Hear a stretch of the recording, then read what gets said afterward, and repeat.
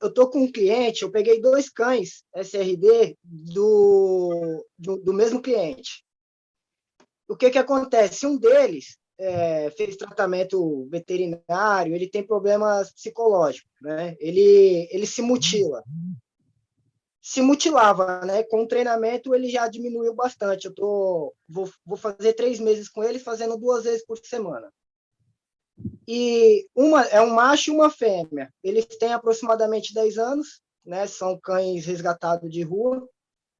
E a fêmea, ela ataca o macho em situações assim muito distintas. Por exemplo, se ele estiver deitado num canto e ela não está gostando dele deitado naquele canto, ela vai e ataca ele.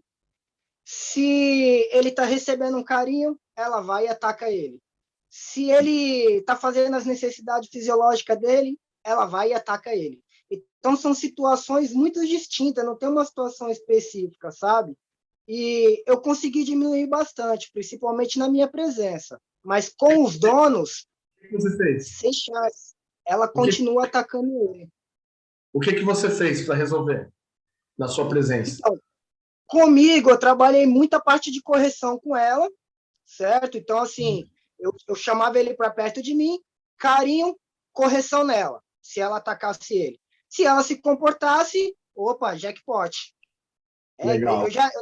Eu nem ficava muito de premiação, recompensa, sabe, direta. Eu já ia no jackpot e liberava. Certo? E funcionou? Então, comigo Funcionou 100% com você? Comigo 100%. Ela não ataca ele de jeito nenhum na minha frente. Mas Legal. com os donos, eu tô tendo muita dificuldade de fazer ela agir dessa mesma forma com os donos. Agora, eu queria perguntar assim, é culpa dos donos em questão de autoridade, de autonomia dentro de casa? Como seria isso? É assim, esse é o maior problema que a maioria dos adestradores enfrentam, tá? Isso vai ser uma dificuldade aí que às vezes você vai passar. São os ossos do ofício, né? Esses são os espinhos, né? Tem as flores de ser um adestrador de cães, mas também tem os espinhos. Esses são os espinhos. O que Nosso acontece? problema não é os cães, são os donos, né? Exato.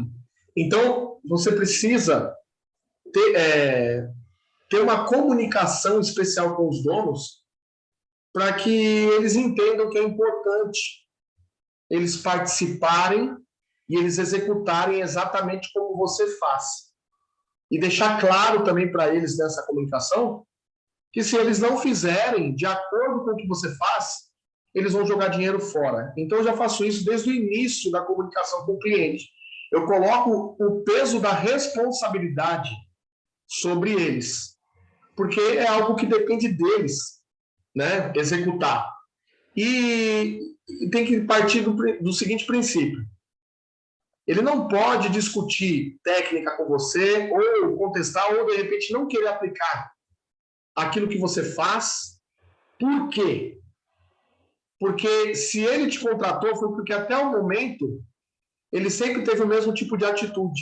E aquele tipo de atitude que ele teve até agora nunca funcionou com o cão. Porque se funcionasse, ele não precisaria ter te contratado.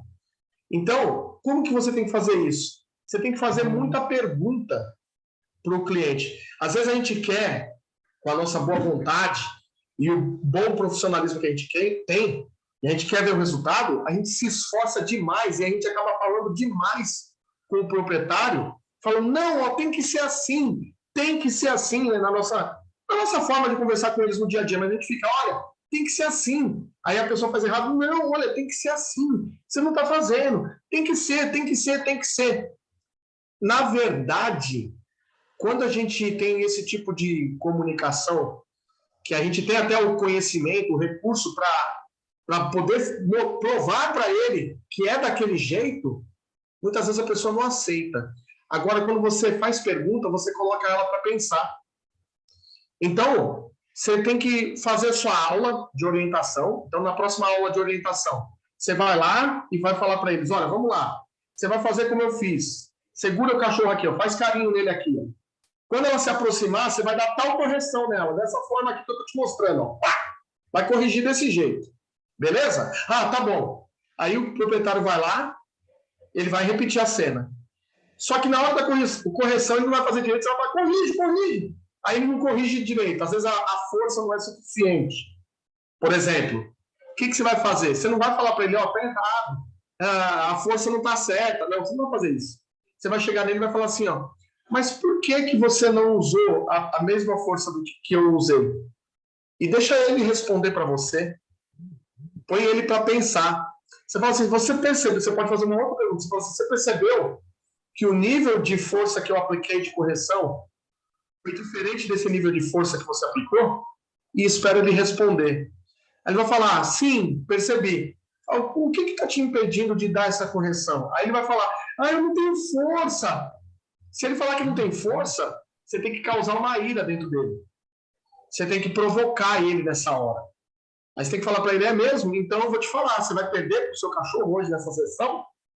Nossa, eu não acredito, uma mulher tão poderosa como você, às vezes, aí você vai ver as qualidades daquela mulher, né? Poxa, cuida de funcionários, ou é dona de casa, cuida de filho, cuida de casa, cuida de marido. Você não tem poder para aplicar uma correçãozinha michuruca igual a minha?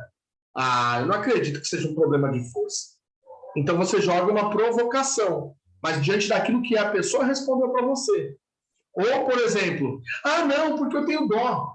Você fala, então, só que o que acontece? Enquanto você tiver dó, o treinamento do seu cachorro não vai andar, você só vai gastar o seu dinheiro. Você está queimando o seu dinheiro comigo. Porque isso é algo que você precisa fazer. Entende? Então você tem que jogar com perguntas para a pessoa refletir. Poxa, a vida é mesmo. Não, é que eu não acho que é certo fazer desse jeito. Aí você fala, e como que é o jeito certo? É o jeito que você fez até hoje? Se tivesse funcionado, você não teria me contratado, não é verdade? Então, você tem que ter essas jogadas, esse tipo de flexibilidade e sabedoria para conseguir entrar na mente do cliente e mostrar para ele que é necessário isso. Às vezes, pegar um vídeo, ou do meu canal, ou se você também faz vídeos, falando sobre como corrigir, por exemplo, a postura correta que o dono tem que ter, e você pega e manda no zap para essa pessoa como se fosse uma indiretinha para ela, entende?